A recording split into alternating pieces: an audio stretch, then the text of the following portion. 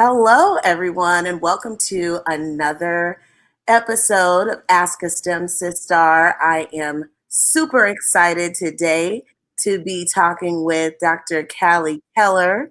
She is a physical therapist, and we are super excited to have her on and be able to talk about her journey in STEM. Dr. Keller is a fellow Midwestern girl. She's from Detroit and received her Doctor of Physical Therapy from Washington University School of Medicine. Welcome to STEM Sisters. Thank you. I'm happy to be here. I'm excited, and it's been a pleasure just to be invited. So thank you. Awesome. So we're going to just jump right in. You know how we do. Okay. Really interested in hearing about kind of your beginnings in STEM and, how you kind of got interested. And so can you tell us a little bit about your undergrad institution, how you chose your undergraduate institution, and how you hmm chose your major in undergrad? So how it came about because I had always been drawn to math. It was just that subject that just came easy to me. It was, it was innate. It was just like, oh, 2 + 2 is 4, duh. Like I could spot patterns with numbers and things like that. So I kind of excelled with that that subject more so than all my other subjects. It just came just so easy. So by the time I graduated from high school, I was trying to figure out what career I wanted to go into. And because I didn't actually know what I wanted to be when I grew up. And so when I spoke with one of the advisors at my high school, they said, well, what subject are you good in? And I said, well, math. And they said, well, engineering is probably the best way to go. And I was just like, oh, okay, that's what I'll do. So when I got to Michigan State, that's exactly what I did. I enrolled in the College of Engineering, started out as a mechanical engineer, and the classes were not difficult for me. It was the same as high school, like calculus was just coming very easy. Physics, I was, just breezing through all these classes. But when I got to my internship, and it was with GM, and I was really excited. It was my very first internship, and I was just like, okay, because I always thought I was going to work with automobiles and like be one of the engineers on the cars and things like that. And I got to my internship, and I was just like, oh my gosh, is this what engineering is about? And I was like, if this is it, then this isn't me. I was great with math, but when it came to that type of application, I was just like, oh no, this is not for me. So that internship was a blessing in disguise because it allowed me to understand that that's not what I wanted to do. But then what happened was I also had a passion for dance, and tryouts were coming up for the Michigan State dance team. And speaking with one of the advisors for minorities in the engineering school, the advisor said, "Oh, well, Callie, you can't be an engineer and do the dance team at the same time. That's just not possible." And I was just like, "Oh, challenge accepted." So I ended up auditioning for the dance team. I made it. I was one of 3 girls that made the cut. I think it was almost nearly 200 girls who tried out.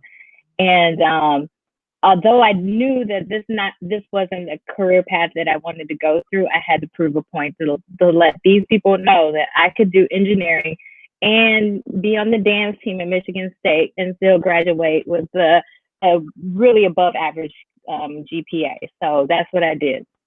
And so that's how it started. And then fast forward, I had an injury. I tore my ACL actually in the midst of my dancing at Michigan State University, and my insurance canceled. So I actually had to put my surgery on hold.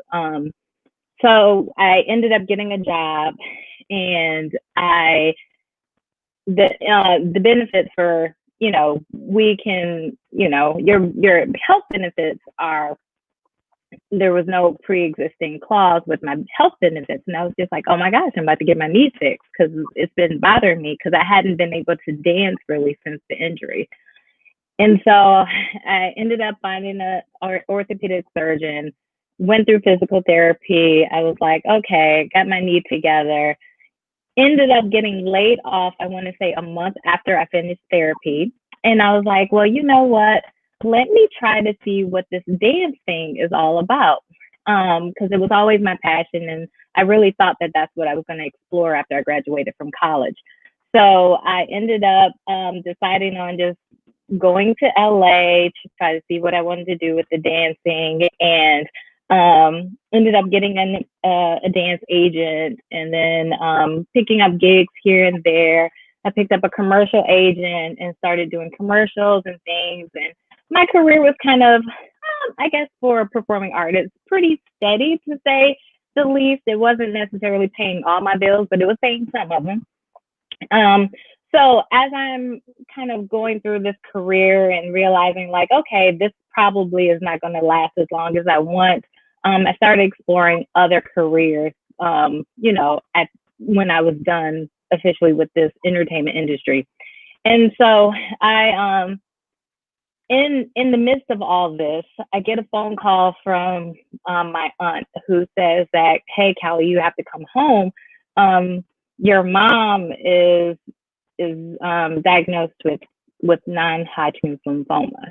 And I was just like, okay, like what happened? And they were saying like, well, they found some enlarged lymph nodes in her groin area, and that's how she was diagnosed. So I flew back to Detroit and kind of really tried to take care of my mom. She was in the hospital for about 2.5 weeks. And so when she finally got out of the hospital, I noticed that she could barely walk. And her balance was just shot to hell. And I was like, okay, so this is weird. So I was like, well, Mom, I'm about to show you some exercises that I learned from my multiple episodes of physical therapy from my dance injuries. And so I'm just, showing her how to do the squats, the heel raises, little leg lifts and things like that to try to get my mom back to where she was again. So I remember one night I went to bed and I was like, Eureka, like I could be a physical therapist. Like this makes so much sense. Like I love being in physical therapy. Every time I was injured, I would tell my physician, I'm like, so can I get physical therapy? And but for some unknown reason, it just never clicked throughout my life until my mom got sick. So that night I started researching programs and discovered, like, I didn't even anticipate being a doctor of physical therapy because I thought it was a master's program. But I was just like, oh, okay, so if I go through this, am I going to be a doctor? Like, this is crazy. So I was like, it is what it is. So I went back to LA once my mom was doing better, enrolled in night classes to get my prereqs at University of California, Los Angeles, or UCLA. Went through their pre-med. It was like a evening class pre-med program. So I went through that. And then I applied for one school. Let me tell you how crazy this is. So I'm older. I'm beyond, my gap year was more like a gap decade. Okay. And so I said, I don't have time to surf for schools. So I found the one that had the least amount of volunteering hours because I was already working full time and everything. So I said, I cannot volunteer for another 3 or 4 years. I need to kind of get this ball moving. So Washington University in St. Louis was the only program that ended up having a volunteer, like it was recommended to have volunteer hours, but it wasn't required. And I was like, oh, well, this is the route I'm going to go because I'm trying to get this thing moving. And so I ended up getting put on the wait list, and I was like, oh, maybe that wasn't a good idea to only apply to one school. But anywho, a couple of months passed by. I get a phone call. They're like, you've been accepted. I was like, ah. So yeah, so that started my journey into physical therapy. And so that's pretty much my schooling background and how I got all over here to get to there. Wow. I just love hearing how your personal interests and your talents actually brought you to physical Hmm. therapy. I think a lot of times when we talk about careers in STEM, you kind of get the feedback, kind of like what your counselor gave you. You know, when you say, okay, I'm good at math, folks are like, you should be an engineer. Or, you know, Hmm. I like science, oh, you should be a doctor. Like, you know, we generally get these kind of very linear recommendations. And so I think you're a very great example of someone who still was able to explore her talents, and the experience from exploring your talent actually brought you back to STEM. Yeah, So that is awesome. Thank you for sharing. no worries. I want to talk a little bit about, you know, once you actually entered your program, once you were actually okay, I'm fully in this doctoral program. What what was it like, and what parts of it were you not expecting? I know that some folks think, like you said, you thought that physical therapy was going to be a master's program. Maybe you had some other like preconceived notions, or have Hmm. since been able to, um, you know, kind of burst some of those preconceived notions. So, what was it like when you actually entered the program and looked around, like, I'm actually here? So I can honestly say it was the first time I had a culture shock, Hmm. which was really a fascinating thing, on two aspects. So I started my program when I was 35. And when I got to the program, most of my classmates were 22, 23. So there was this humongous age gap and this humongous generational like difference amongst my classmates and me. So that was one thing that was, I thought it was going to be okay because I thought maybe there would be, a few more older students, but I seriously was one of them. It was another woman. She was 30, 32 or something like that. But I was like the oldest person there. The other thing that I don't think I really thought that it would impact me as much is that there were only two women, two black women, I would say. There were a few other people of color, but there were only two black people in the program. It was me and this other woman, and that was really an interesting thing, because I didn't have that familiar, person that I could kind of connect with, like, or a group of people that I can connect with. And so it felt almost as if I was not forced, but we kind of gravitated to one another by default. Yeah. Although, yeah, it was just kind of like, oh, there you are, you know. Right. Um, Bond with me. yeah, so exactly. So that was it was a culture shock. I It was a very difficult thing to get around on that aspect.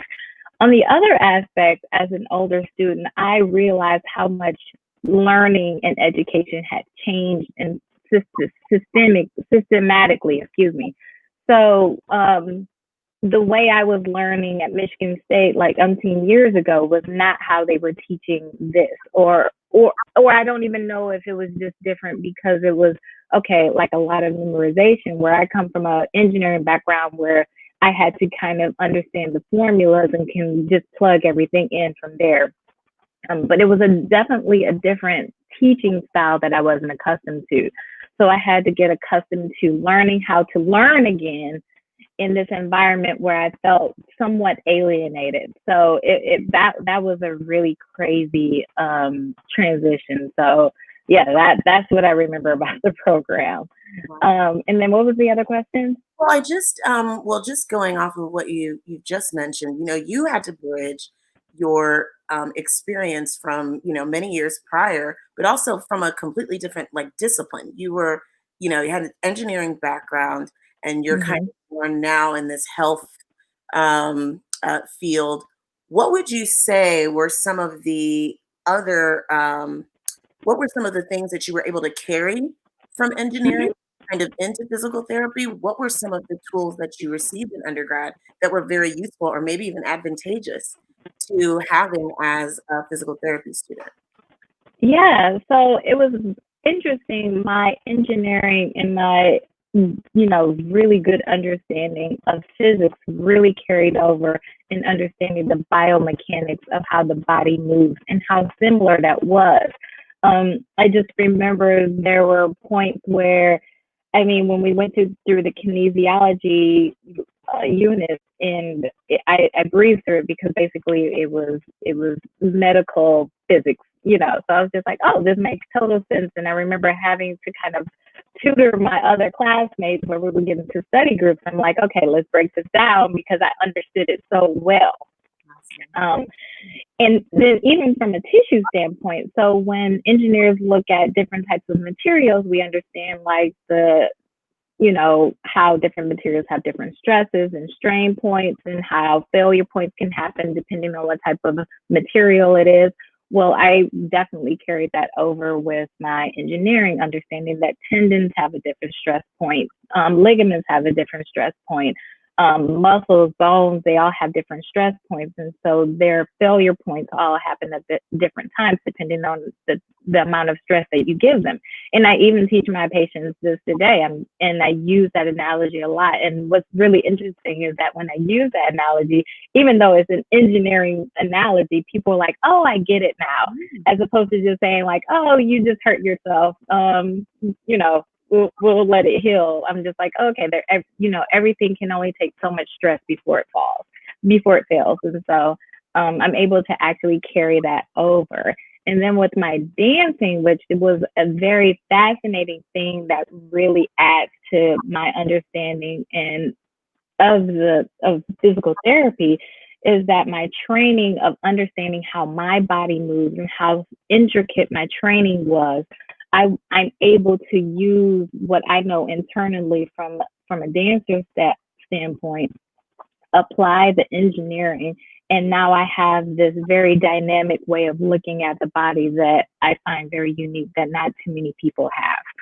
Wow, that is amazing. I think that you're a great example of someone, again, who's taken their talents and their experience and kind of combined those into finding the right career. So, I want to talk to you a little bit about some unique challenges. I know you talked about having a bit of a culture shock, not only with generational age, issues during your training, but I want to talk to you a little bit about just what the field of physical therapy is like in general and the population. Are most physical therapists you've come across men? Is the field, more full of whites or, other women or people of color that aren't black? Or are you starting to see more black people? How is the field now, and how have you been able to navigate it as a black woman? That's a great question. So physical therapy is actually very similar to nursing in the sense that there are more women or you than men. My graduating class of physical therapy was one of the largest classes that had, I think we had about 12 guys in the program, and that was one of the largest, male populations that ever went through that school program. So it's very much a woman dominant profession. The challenges with physical therapy in terms of the population is, of course, my my cross section or my sample going through physical therapy is pretty much how physical therapy looks out in the professional world. There are not too many people of color who are physical therapists, and so that's really kind of a like, wow, like where are we in this field? Because I was hoping that maybe more of us could be out here and I could connect, but it was really seriously like physical therapy school where it's not too many of us. I'm fortunate enough to work in DC where the population of Black physical therapists are higher than I would say any other region. But of course I don't know, so I can't really, say like, yeah, I know for sure, but I know that I have had a few Black physical therapist colleagues, and we're pretty cool. Again, we kind of gravitate, talk amongst each other, try to figure things out, uplift each other. So it's really cool. A couple of the challenges, though, from a medical standpoint, is that as physical therapists, we're kind of getting slighted in terms of how the government is reimbursing us. Like, for instance, we're working on this campaign because Medicare is trying to, again, cut down reimbursement costs for physical therapists. We had, I believe it was 14% cut last year. So it was just really a hit to our profession. So we've been fighting to kind of make sure that no more cuts happen. And that is one of the challenges, I can say, is just trying to make sure that we let the public know how relevant and important we are to medicine. And yeah, that's one of the biggest challenges. I don't think we get the respect that I think that we deserve. Not comparing us to any other, doctor or physician or nurse or whatever, but I think that we should get that respect of being in our lane and saying, like, okay, we do matter as well. Absolutely. And just, you're highly trained, highly skilled. And I think that, one of the things we try to aim to do with the STEM Sisters is really highlight these other types of careers, these different avenues to be in healthcare, be in science or technology or engineering. Look, young ladies, this is an engineer who has a doctorate in physical therapy. And so there are, so many different avenues and ways you can kind of use your training to fulfill yourself. And so I want to just, kind of come back to our goal, which is kind of to inspire young folks. Yeah. If you could go back and tell young Callie, about what her future was going to look like and what was out there for her, what kind of advice would you have given yourself, when you had those great grades in math and, you didn't know Mm-hmm. what you should pursue? Like, what are some of the tips you would give someone at that stage in their career? I think the biggest tip that I could give someone is not to be forced into someone else's um, expectations. I think, and I tell right now, I have a student right now, and she's very much like, I need to get here, and I need to be here by so and so. And what I would like to reiterate to the young women out here is, if you do decide to go through STEM, if you don't decide to go through STEM, just allow your journey to happen and know that you will be where you need to be, and you don't have to force it. And if you change your mind, it's okay. Sometimes things come back full circle. Like I said, I didn't think that when I left, engineering, I thought I was like, okay, I'm done. And then for this to come back full circle and just like, oh my gosh, because of my engineering, I can do this. But my advice is just allow life to happen, enjoy the journey, and you will be where you need to be, and everything will fall into place. Awesome. I love that.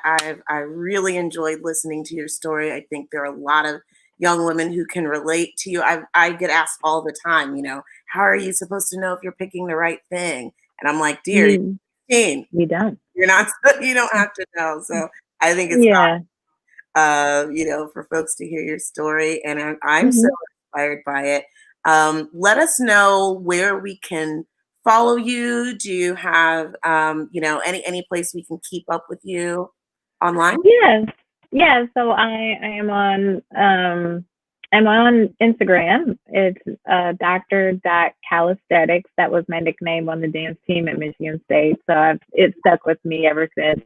And I'm also on Twitter, I guess, and Facebook as well. I think I nailed all of those. So that's where you can find me.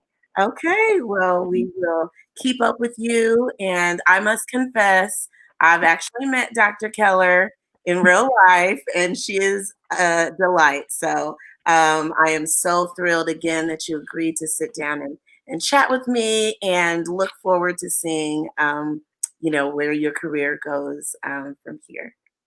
Yeah, it was a pleasure. Thank you again.